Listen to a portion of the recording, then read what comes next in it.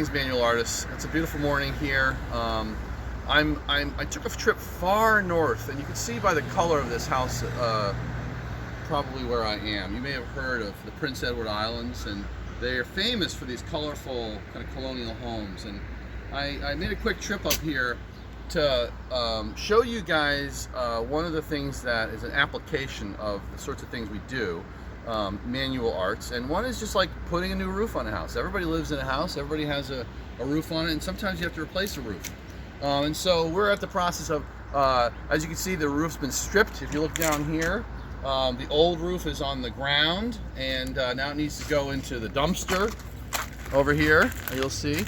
And you know, sometimes fun, exciting projects have a lot of dirty work, and this is the dirty work part. So we're going to show you all the steps along the way of how to take off a roof, how to prep a new roof, and then how to apply a new roof to a house. And you know, just like the other day, not the other day, but weeks ago when I did a little bit on how to solder copper, this is mostly just for your edification. I don't expect that in the next week or so you'll be roofing, but who knows, maybe you will. Maybe there's some roofing that needs to be done in your house. But anyway, keep an eye on this, and we're gonna show you along the way the stages of this project. Stay tuned.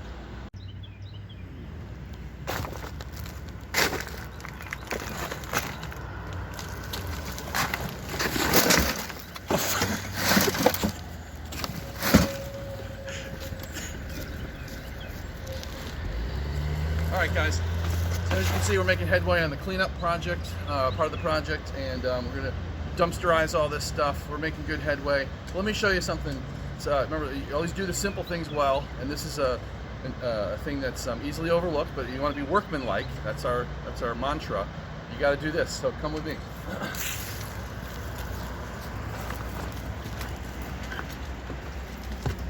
How to fill a dumpster properly. That's a little thing that workmanlike laborers know how to do. So the key is,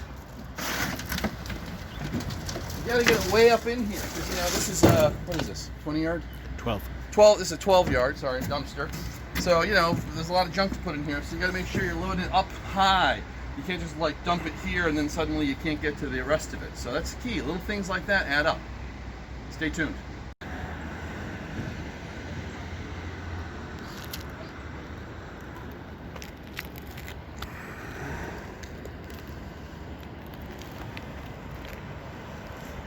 Hey, manual artists. So here we are. We've you can see we've cleaned up the yard, got it all in the dumpster, and now we're up on the roof. And you can see we've got about 2/3 of it done. Now this particular kind of roofing is called architectural shingles.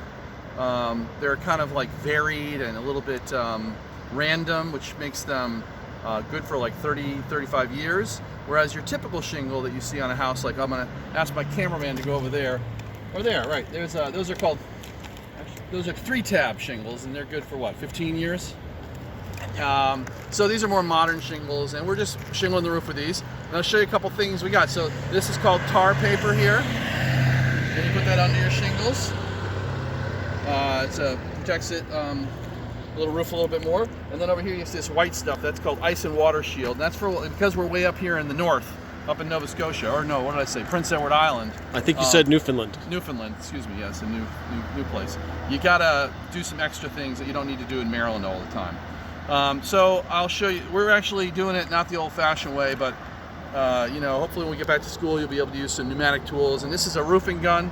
I'll show you real quick how it works. So you know, just you shoot nails with it. Obviously, I'll show you a couple.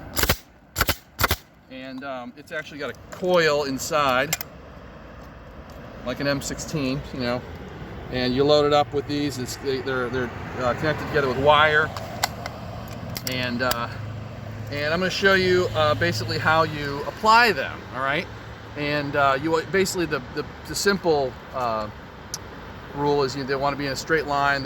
I'll show you how you set them one course to another, but you also want the joints between shingles not to be in line as it goes down the roof. So here we go. It's the full shingle. I think it's 36 inches in length. They have these little cutouts to make it look like old-fashioned, you know, like it was made out of wood, or maybe even like a old slate roof. So you butt them up to the next one. You can actually overlap these ones, and then you line them up with a little tab here below, and then you grab your gun.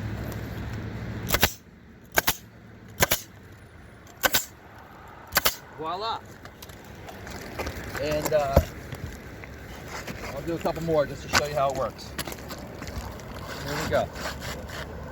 You overhang the roof a little bit, line them up on the bottom.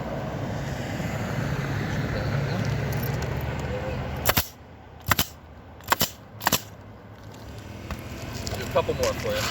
Then we got to get going. We got a lot to do, and we're losing daylight here. But thought you guys like to see some of the things that you can do once you learn some of the manual arts. Get out here and make yourself useful. That one didn't quite go home. What was that word we learned? When something sticks up a little bit, we call that? Proud. Proud. Very good. See? The cameraman knows this. Taught me everything I know. All right. Button them up. Making sure that they line up right here with this tab, this thing right here. You shoot it just above this line where it goes through both the shingle and the shingle below it. All right, we got a lot of work to do, so keep this in mind. Maybe you're going to have a little roofing job sometime, okay?